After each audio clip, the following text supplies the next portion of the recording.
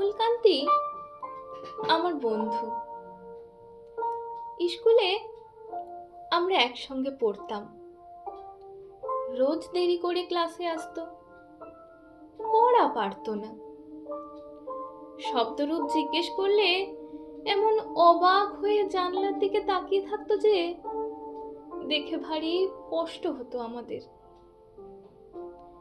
আমরা কেউ মাস্টার হতে চেয়েছিলাম, কেউ ডাক্তার, কেউ বা উকিল।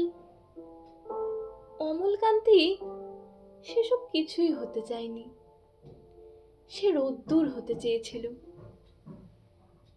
ক্ষান্ত বর্ষণ, কাক ডাকা বিকেলের সেই লাজুক রোদ্দুর আমার জামরুলের পাতায় যা নাকি অল্প একটু হাসির মতন লেগে থাকে। আমরা কেউ মাস্টার হয়েছি, কেউ ডাক্তার, কেউ উকিল। অমলকান্তি রোদ্দুর হতে পারেনি।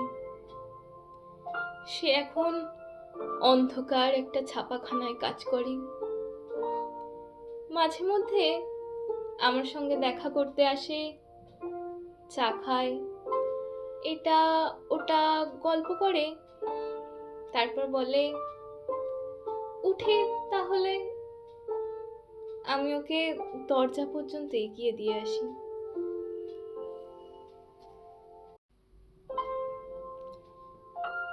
আমাদের মধ্যে যে এখন মাস্টারি করে, অনায়াসে সে ডাক্তার হতে পারত।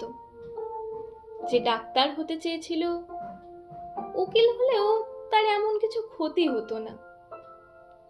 অথচ সকলেরই ইচ্ছা পূরণ হলো এক অমলকান্তি ছাড়া। অমলকান্তি রোদ্দুর হতে পারেনি।